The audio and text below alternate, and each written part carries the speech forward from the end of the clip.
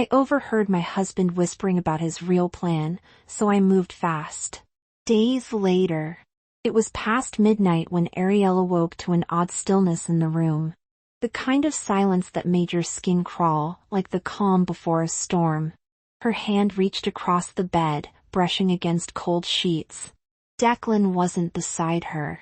She sat up slowly, rubbing her eyes, thinking maybe he was in the bathroom. But then she heard it, his voice. Low, controlled, almost rehearsed. A hushed tone that wasn't like him. Her heart rate quickened. There was no light in the hallway, but a thin line of moonlight illuminated the living room beyond. Carefully, she slipped out of bed and crept toward the door, holding her breath. She leaned into the shadows and listened. She doesn't suspect anything yet. That one sentence sliced through the darkness and lodged deep in her chest. She froze mid-step, stunned. Declan's voice had a calm, reassuring cadence, like someone trying to soothe nerves on the other end of the line. Her mind spiraled. Who was he talking to? What was she not supposed to suspect? The next few seconds stretched into an eternity as she tried to catch more of the conversation, but the rest was muffled, unintelligible. Then came the sound of footsteps. Panicking, Ariel darted back into the bedroom, slipped under the covers, and shut her eyes tight. Moments later, she felt the mattress shift as Declan returned. He exhaled slowly, like someone who had just completed a task. She lay still, heart pounding. He thought she was asleep. He was wrong. Morning light spilled into the bedroom, but the warmth it brought did nothing to chase away the chill in Ariel's chest. Declan slept soundly beside her, his face a picture of calm, completely unbothered by whatever he had whispered in the night. She stared at the ceiling, thoughts racing. Maybe she had misheard. Maybe it wasn't what it sounded like. But deep down, she knew better. Declan had never been one to whisper during phone calls. In fact, he rarely cared if she overheard his conversations at all. That change in behavior, combined with his absence from bed in the middle of the night, was enough to jolt her instincts awake. She needed answers, but she had to be smart. Slipping out of bed, she grabbed her phone and tiptoed to the kitchen. Her fingers trembled as she opened the banking app, an app she rarely used since Declan usually managed their shared expenses. Her stomach turned. A series of small withdrawals appeared, $300 here, $450 there, sometimes more, scattered over the past 3 months. At first glance, it looked like routine spending, but none of it added up. These weren't bills. These weren't groceries or utilities. They were random, frequent, and completely unexplained. As she scrolled through them, she didn't hear Declan enter the kitchen until he cleared his throat behind her. She locked the screen in a flash and turned to see him leaning on the doorway, rubbing his neck like he had just woken up. "Morning," he mumbled. "What's for breakfast?" Ariel forced a smile, but her chest tightened with unease. "I was about to ask you the same thing," she replied, placing her phone face down on the counter. Declan smirked, moving to pour himself some coffee like it was just another morning. She studied him carefully, the way he avoided eye contact, the casual tone of his voice, the slight tension in his shoulders. It was subtle, but it was there. "I checked our bank account," she said after a pause. His hand froze on the coffee mug for a split second. Just long enough for her to notice. He recovered quickly, chuckling. "And?" She narrowed her eyes. "There are a lot of small withdrawals. Things I don't recognize." Declan didn't miss a beat. "Just some business opportunities. Short-term gains." He said it with a smile, like he was doing her a favor by investing behind her back. She didn't respond right away. Her silence hung heavy in the air, thick with suspicion. He turned his back to her, sipping his coffee as if the conversation was over. But for Ariel, it had only just begun. The rest of the day dragged on. Declan remained glued to his phone, constantly taking calls in the other room, the screen always turned face down when placed on surfaces. Every time she looked at him, it felt like there was a glass wall between them, one that had never been there before. That night, as they lay side by side in bed, she stared at the ceiling again, wide awake. The voice in her head whispered louder now. Something was very, very wrong. The next morning, Declan seemed happier. Too happy. He whistled in the shower, made jokes over breakfast, and even kissed her forehead before heading to his home office. Ariel watched him closely. His behavior felt rehearsed, like he was playing a role. A loving husband who had nothing to hide. But it was all too perfect. She couldn't shake the feeling that this was a performance and she was the only one in the audience who knew the script was fake. That's when she noticed something else. He was taking longer to reply to texts, and when he did, he would walk away from her before reading or sending them. He was guarding his phone like it was a vault. That was new. Late that evening, Declan left his phone on the coffee table to grab a shower. Ariel's eyes darted toward it the second he disappeared. The screen was face down, but then it lit up. A message preview appeared. The name Genevieve showed at the top, followed by the words, "She signed everything." Step 2 tomorrow? Ariel's breath caught. Her hands trembled as she stared at the glowing screen. What had she signed? What step 2? Her heart pounded in her ears as questions flooded her mind. She didn't pick up the phone. She didn't need to. That one preview was enough to confirm what she already feared. Declan was hiding something big. And she was the key piece in a game she didn't know she was playing.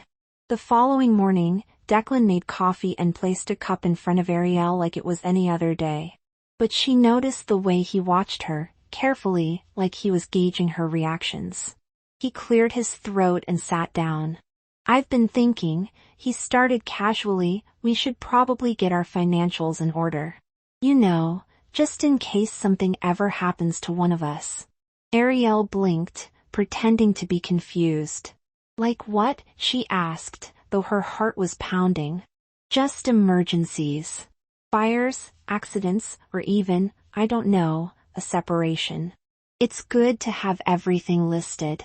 Passwords, accounts, assets. Just makes things easier." His tone was light, but his eyes betrayed him. There was calculation behind that smile.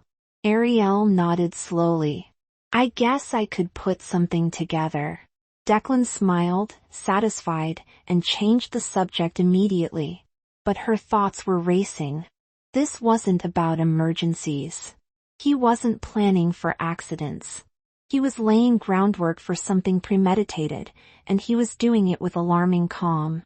Ariel realized then that she was no longer in a marriage. She was in a battle, and the enemy was the man sleeping beside her. But if he thought she was going to wait around and let him dismantle her life, he was wrong. She had to move fast, quietly, smartly, and stay 10 steps ahead.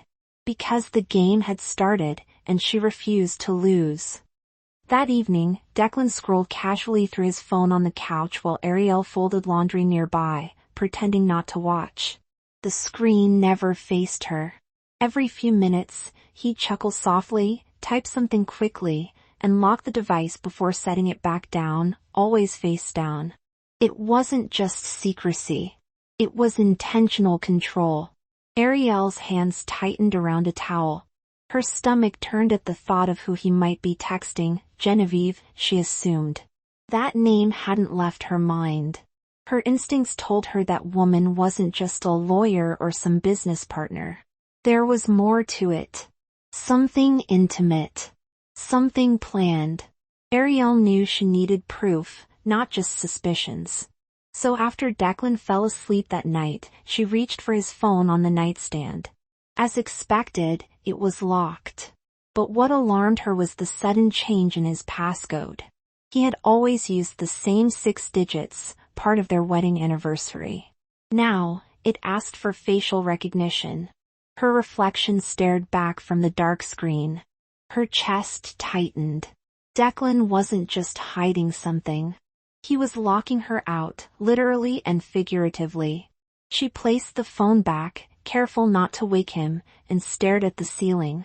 Whatever game he was playing, he was already 5 moves in. And she was just beginning to catch up. The next day, while Declan left for a meeting downtown, Ariel sat at his home office desk, staring at his work laptop. He rarely used it for personal matters, but she had seen him open emails there once or twice. With trembling hands, she booted it up. The password hadn't changed. Her pulse raced as she opened the browser and checked the cloud storage folder. Her heart pounded louder with every folder she opened: client documents, legal contracts, spreadsheets, scanned files. Then, a folder marked backup caught her eye. Hidden among PDFs and receipts was one file labeled transfer plan. She clicked. Her breath caught. It was a financial breakdown of all their joint assets: real estate, investments, retirement funds. On another tab, a timeline of exit strategies neatly outlined: Ariel's signature on joint agreements, scheduled transfers, then legal separation. And next to each step, check marks. Most had already been completed. Her hands trembled as she scrolled further. Another name appeared in the final section: Genevieve. Her role? Legal facilitator. The last note chilled her to the bone. By Friday, all assets moved. Ariel neutralized. Neutralized. Not divorced. Not informed. Neutralized. She shut the laptop, breathless. This wasn't a failing marriage. This was a heist. Ariel barely slept. The next morning, Declan greeted her with a kiss on the cheek and a bright, "Don't forget your lunch meeting." He was too cheerful. Too confident. She played along, smiled, nodded, and left, but not to any meeting. Instead, she drove to a quiet cafe across town, where her cousin Cassandra, a corporate attorney, waited. Cassandra had always been the grounded, strategic one in the family. As soon as Ariel sat down and pulled out a USB stick with files copied from Declan's computer, Cassandra's expression shifted from curiosity to disbelief. "He planned everything," Ariel whispered. "He's trying to take everything from me." Cassandra scrolled through the documents, her fingers tightening around the trackpad. "This is beyond divorce. This is financial manipulation. And if he gets away with this, you'll be left with nothing." Ariel swallowed hard. "What can I do?" Cassandra looked up, her eyes steady. "You move first. We're going to secure your assets, freeze accounts in your name, and legally block any transfers he's attempted without your consent. But you have to keep acting like everything's normal. No suspicion." Ariel nodded. For the first time in days, her breathing steadied. She finally had something she hadn't felt in weeks: leverage. That night, over dinner, Declan brought up the joint spreadsheet again. "Did you get a chance to list your accounts? I want to combine everything soon, streamline things." Ariel stirred her pasta slowly, her expression neutral. "Yeah, I've started. Just need to gather a few more statements," she replied smoothly. He smiled, but it didn't reach his eyes. "Great. The sooner the better." She nodded again, hiding the spark of fire building in her chest.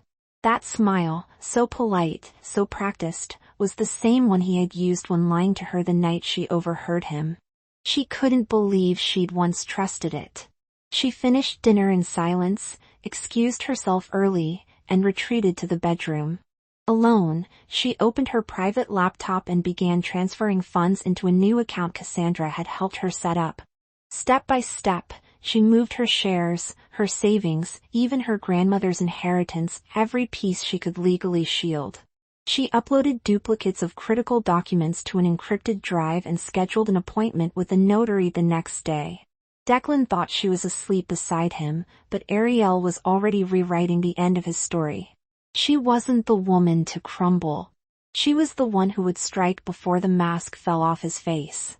Over the next 2 days, Ariel played the role of doting wife flawlessly. She laughed at his jokes, made his favorite meals, and acted as though she hadn't uncovered every inch of his betrayal. Declan grew more relaxed, confident that his plan was progressing unnoticed. But Ariel knew she couldn't keep this up alone. She needed eyes, someone inside his world. That's when she remembered Michelle, Declan's assistant. Quiet, reliable, always in the background. Ariel had seen how Michelle looked uncomfortable during some of Declan's more abrupt moods. Maybe she knew something. Maybe she was willing to talk. She invited Michelle for coffee under the pretense of wanting help planning a surprise for Declan's birthday. Michelle hesitated at first but agreed. At the cafe, Ariel leaned in. Has Declan seemed different to you lately? Michelle bit her lip. He's been taking a lot of calls. Secrecy, strange hours. I'm not supposed to say this, but he asked me to scan some legal papers last week. Stuff I've never seen before. Property transfers. Confidential agreements. Ariel's jaw clenched. Do you know who they were addressed to? Michelle nodded. A woman named Genevieve. I thought maybe a lawyer. Ariel smiled tightly. She is. And I think she's also about to learn he's not as clever as he thinks. The next day, Ariel received a discreet envelope at her doorstep. Inside was a printed draft of a revised will, one she had never seen or signed. Her name was only mentioned once, and not favorably. The document assigned nearly every asset and controlling share of their jointly owned real estate company to Declan alone. The final page was left blank, awaiting her signature. Her hands trembled as she read. She hadn't realized how far he was willing to go, not just financial betrayal, but erasure. If this went through, she'd be written out of her own life like a forgotten character in someone else's novel. She took the documents straight to Cassandra. Her cousin reviewed them with a practiced eye, lips pressed into a hard line. These are professionally done, but clearly deceptive, Cassandra said. He's positioning this as a streamlining process, but it's legal bait. He wants you to sign your power away before filing anything official. Ariel clenched her jaw. And if I don't? Cassandra smiled grimly. Then we file first. We freeze everything, cite the manipulative documents, and let him be the one caught off guard. But we need one more thing, something public. Something that tips the scales. Ariel nodded. Then maybe it's time for a dinner party. Ariel waited until Declan left for a business lunch before visiting the bank. She sat down with a senior manager and quietly explained the situation. With the help of Cassandra's legal documents, she initiated account freezes, notified financial institutions of pending litigation, and reissued access to her name only. It felt surreal, moving behind the scenes, building her defense like a soldier in disguise. She'd never pictured herself this way, methodical, strategic, fearless. But betrayal has a way of changing someone. Love may have built the marriage, but deception was what transformed her. Later that evening, Declan poured them both wine and sat beside her, grinning. I've got a surprise, he said, holding up 2 plane tickets. Paris. Just you and me. 1 week. Fresh start. Ariel forced a laugh. Wow, that's sudden. Declan winked. Thought we needed something romantic. Don't worry about expenses. Everything's covered. She nodded, heart hammering. Of course it was covered, by money he thought he'd stolen without notice. As he took a sip, she leaned forward. Let's host a dinner before we go. Invite your partners. You know, celebrate life. He smiled, oblivious. Now that's my girl. He had no idea what celebration really meant. The night of the dinner party arrived with the kind of elegance Declan loved, candlelight, expensive wine, catered hors d'oeuvres. Ariel greeted guests with grace, playing the perfect hostess. Among the attendees were Declan's business partners, board members, and a few of his new, younger acquaintances from the latest venture. As they gathered in the living room, Declan stood to make a toast. To partnership, prosperity, and trust, he said smoothly, raising his glass. Ariel clinked hers against his and smiled, the sparkle in her eyes hiding a storm. She waited for the right moment. And then, it came. Just as dessert was served, Ariel turned to one of the partners. "Oh, Jeremy, I meant to ask, you mentioned that new property in Geneva. I thought that was jointly owned?" Jeremy blinked, confused. "It was. Declan said you were pulling out for personal reasons." The room went still. Ariel tilted her head. "Funny. I've never seen the paperwork." Declan's face paled. "Ariel," she stood calmly. "That reminds me, everyone, I have something to share. My attorney advised I provide full transparency before our vacation." She handed out sealed envelopes, copies of the revised will, frozen asset orders, and a formal pre-litigation notice. "Looks like this celebration is a little early." The silence was deafening. Declan stared at her, wide-eyed, his wine glass trembling in his hand. One of the board members flipped through the papers, then looked at him sharply. "You told us she had signed these already." Declan opened his mouth, but no sound came out. Ariel watched him squirm, letting the weight of the moment settle. She turned to him slowly. "You said I don't suspect anything. You whispered it in the hallway while I slept. Do you remember that night?" "Because I do." His jaw dropped. Around the room, eyebrows raised and whispers began. Ariel stepped forward, voice clear. "I was never naive, Declan. I trusted you, yes, but that trust was never blind. And while you played chess behind my back, I moved my queen to the center of the board. You wanted me neutralized? Consider me fully activated." Declan's hands curled into fists. "You planned this?" She nodded. "Every step." The room shifted then, perceptions tilting. For the first time in their relationship, Declan looked small. Exposed. Ariel didn't shout. She didn't need to. Her calm dismantled every illusion he had built. He had written her out. But she had rewritten the ending. The next morning, the tension still thick in the house, Ariel packed a small suitcase and told Declan she was going to visit her sister for a few days. He didn't stop her. He didn't speak at all. He just stood by the window, staring out, probably realizing his entire strategy had collapsed. She left without looking back, but her heart was pounding the whole drive. This wasn't just a retreat. It was part of the final act. Cassandra had already arranged for temporary housing under a different name. Ariel would be legally unreachable until the case progressed further. By the time Declan finally opened the shared safe 3 days later, he found it nearly empty. The important documents were gone. Jewelry? Removed. The spare keys, titles, passbooks? All replaced with photocopies and formal notices of separation. A single note sat inside, "I moved first. You underestimated me." When he read those words, Declan threw the folder across the room in a rage. But Ariel wasn't there to see it. She didn't need to. The message had already landed. She had stepped away not in weakness, but in power. And the war he thought he was winning was already lost. 2 days after Ariel disappeared from the house, a formal letter arrived at Declan's office. He opened it absent-mindedly, expecting a routine correspondence, only for his stomach to drop as he read the headline, "Petition for Legal Separation with Injunctive Relief." Attached were frozen asset notifications, a court hearing schedule, and a cease and desist from accessing joint accounts without prior approval. Declan's hands shook. He hadn't even filed his own paperwork yet. He had waited, believing she was still blind to the trap.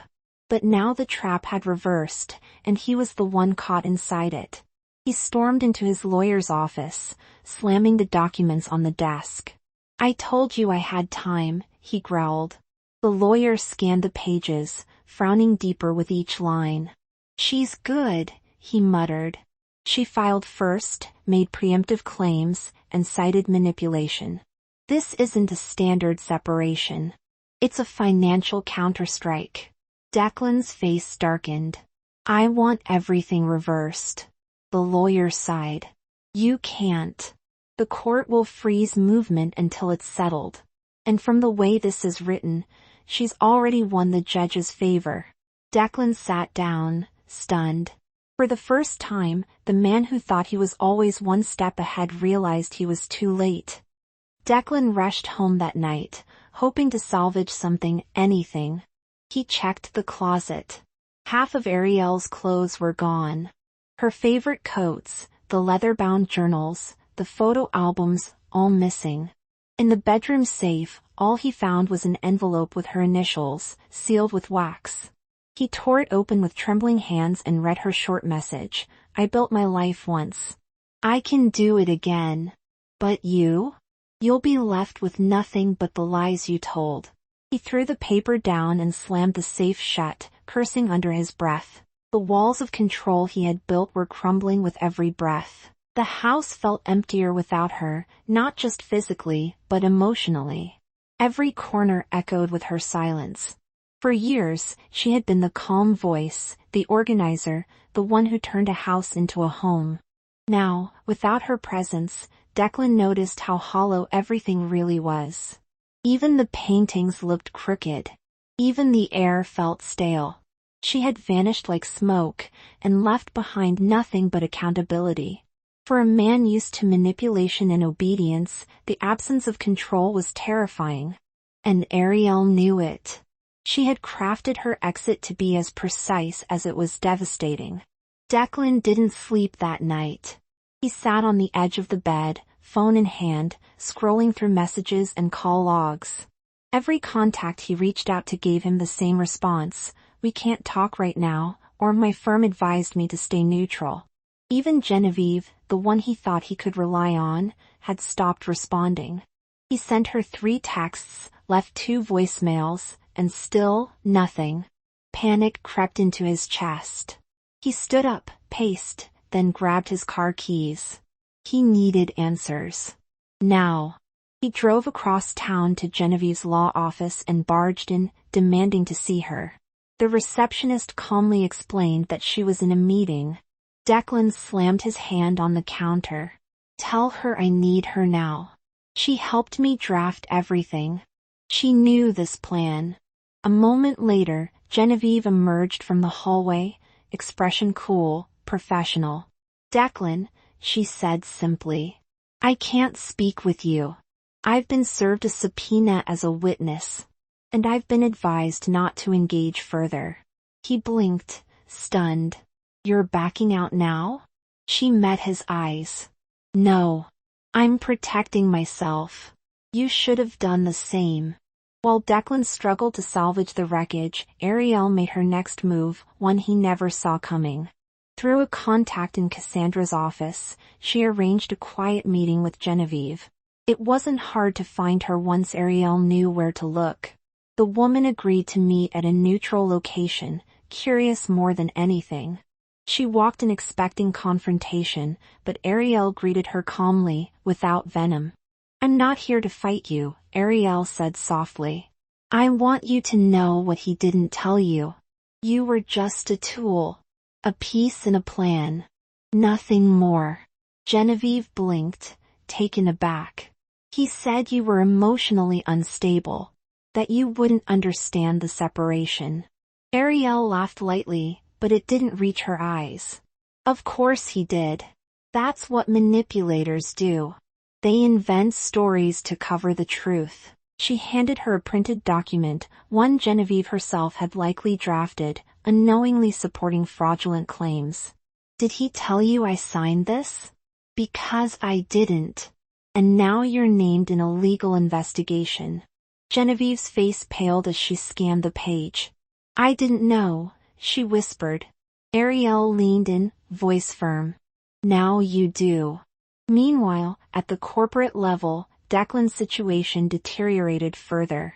His in-laws, who were silent majority shareholders in their joint company, called an emergency board meeting. Ariel had sent them a full portfolio of the forged documents, asset shifts, and the misuse of corporate resources. The evidence was overwhelming. When Declan entered the conference room, every set of eyes turned on him, not with respect, but scrutiny. He sat down, clearing his throat, trying to keep his voice steady. "I assume this is about the personal matter between Ariel and me," he began.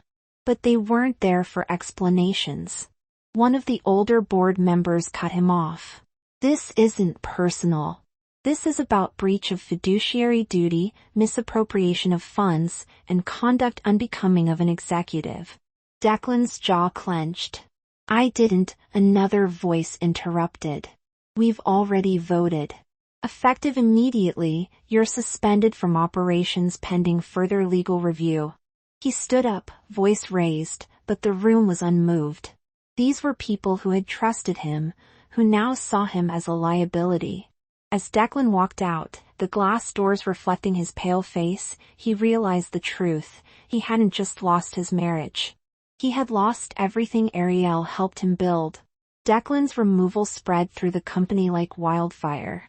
By lunchtime, employees were whispering in hallways, glancing over their shoulders, unsure what was safe to say aloud.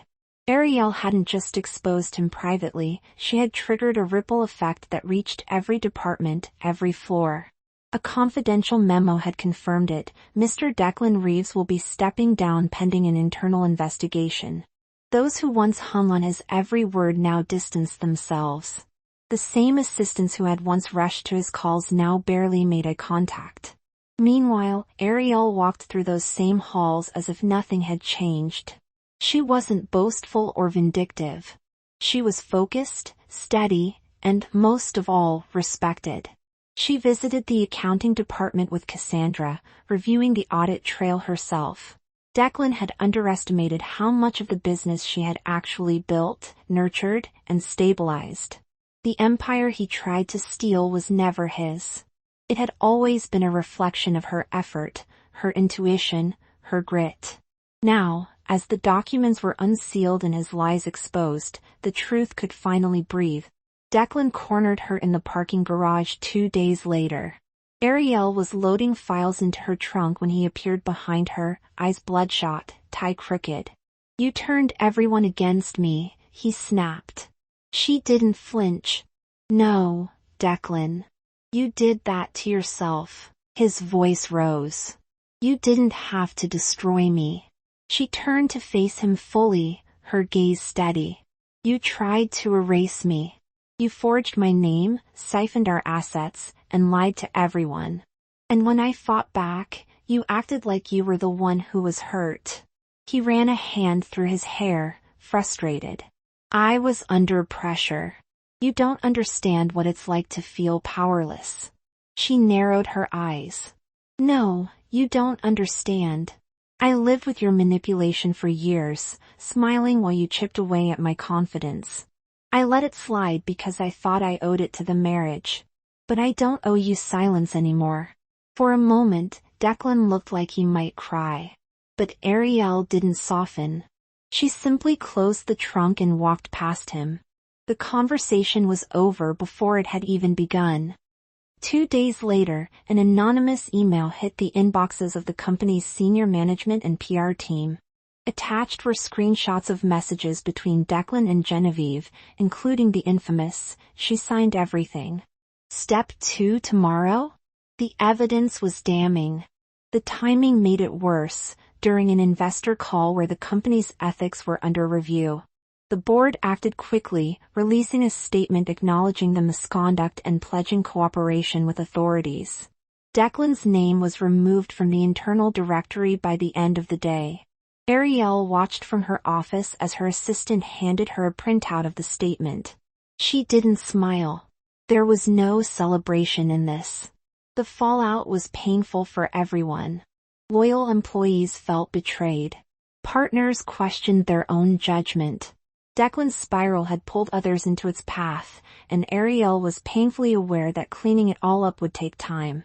But there was relief in knowing that truth was finally visible. No more secrets. No more pretending. Declan had thrived in the shadows. Now, he was completely exposed to the light. Declan was officially removed from the company's leadership by unanimous board vote. His access badges were deactivated, his name scrubbed from the company's website, and a formal press release was distributed that afternoon. What shocked him the most wasn't the board's coldness, but how easily they let him go. No arguments. No resistance. Just quiet efficiency, like they had been waiting for this moment. For all his arrogance, all his schemes, he was nothing more than a problem to be solved now. He returned to his penthouse that evening, the one he once shared with Ariel, only to find half of it empty. Her furniture gone. Her scent erased. Even the photos replaced with abstract art and cold silence. It wasn't just a divorce. It was a cleansing. His calls to former allies went unanswered. His lawyer, cautious now, advised him to settle quickly before more charges stuck. In a single month, Declan had gone from confident manipulator to corporate exile. The fall wasn't loud, it was quiet. And somehow, that made it worse. One rainy afternoon, Declan stood outside the building where Ariel was now temporarily living. He hadn't called. He just showed up. When she opened the door and saw him, soaked and defeated, she didn't say anything. "I just needed to see you," he said. "Everything's gone." She folded her arms. "And you think I can fix that for you?" He looked down, ashamed. "No. I thought you loved me." Her breath caught for a moment, but her voice remained calm. "I did. But you didn't love me back. You loved control. You loved ownership." Declan's voice cracked. "I didn't know how to ask for help. Everything felt like it was slipping." Ariel stepped closer, but not out of pity. "You didn't have to betray me. You chose to. And now you're standing in the ashes of your own fire, asking me to hold the hose." He blinked, stunned by the metaphor. She looked him in the eye. "This isn't hatred, Declan. It's clarity. I finally see you. And that's why I'll never come back." She closed the door gently, leaving him in the rain, not out of cruelty, but because some doors should never be reopened. Ariel's days were no longer clouded by uncertainty. She moved into a modest but beautifully lit apartment across town, quiet, airy, and filled only with the things she chose to keep. The space was hers, untouched by manipulation or hidden agendas. She started waking up earlier, going for walks, journaling again. For the first time in years, her thoughts were uninterrupted by tension. Freedom, she realized, didn't come from escaping someone, it came from no longer needing their validation to breathe. With Cassandra's help, Ariel launched a consulting practice, helping women restructure businesses and protect assets in emotionally complex situations. Her first few clients came through word of mouth, but within weeks, referrals multiplied. She wasn't just rebuilding, she was guiding others through the very fire she had walked through. Each woman who sat across from her reminded her of who she had been and who she had become. Her pain had grown roots, but now it bore fruit. She no longer carried the betrayal. She carried the wisdom it left behind. One crisp afternoon, as Ariel closed her laptop and reached for her tea, a knock sounded on her door. Standing outside was Genevieve, tentative, hands clasped nervously. Ariel invited her in without hesitation. They sat across from each other, silent for a long moment. "I owe you an apology," Genevieve began, eyes glistening. "I didn't know what I was part of. I didn't ask the right questions. And I hurt you without ever meeting you." Ariel nodded slowly. "We all fall into stories that don't belong to us. But the real courage is walking out of them." Genevieve exhaled, visibly relieved. "I lost a lot. Clients, reputation. But I think I gained something too, perspective." Ariel offered a small smile. "Perspective is what saves us in the end." They spoke for an hour. No animosity. Just honesty. As Genevieve left, she paused at the door. "Thank you for not becoming bitter." Ariel looked at her and replied, "That's how I win." And she meant it. Forgiveness wasn't about exonerating others. It was about refusing to carry their poison any longer. That night, Ariel walked to a nearby park, wrapped in a scarf her mother had knitted years ago. She sat on a bench under a canopy of fading autumn leaves, watching couples walk by, children play, and streetlights flicker on one by one. The silence felt full, not empty. She thought about everything she had lost, but more importantly, what she had uncovered. Herself, her voice, her power, and the truth that sometimes endings are actually doorways wearing different clothes. She remembered how it felt to be dismissed, silenced, underestimated. Declan had once used her quietness as a weapon against her. But now she knew her silence wasn't weakness. It was patience. It was observation. It was strength gathering itself before rising. The loudest victories aren't shouted. They're lived. And she had become a living victory. Not because she defeated someone else, but because she refused to be defeated by someone else's choices. Months passed. Ariel's business flourished. Her name began to circulate in publications and networking circles, not as Declan's wife, but as a strategist, an advocate, a leader. She looked in the mirror one morning and barely recognized the woman staring back. Not because she was someone new, but because she was someone recovered. She wore no mask. She needed no defense. Her identity was no longer tied to what someone else failed to appreciate. It was anchored in what she had survived, and how she had risen. One afternoon, she attended a women's conference as a guest speaker. On stage, she told her story without bitterness, just truth. "I didn't break," she said, voice steady, eyes unwavering. "I rebuilt. And I built better." The applause that followed wasn't just for her words, it was for her spirit. A woman in the crowd wiped tears from her cheek. Another stood silently in solidarity. Ariel stepped down from that stage not as a victim of betrayal, but as a builder of new beginnings. And in that moment, she knew her story mattered. Because it helped others find their own. On a quiet Sunday morning, Ariel sat at a cafe window, sipping coffee and reading a book. The city moved gently outside, normal, unbothered. She no longer thought of Declan daily. When she did, it was without pain. Just memory. The bitterness had faded like an old bruise, replaced by clarity. Closure hadn't come through court rulings or confessions.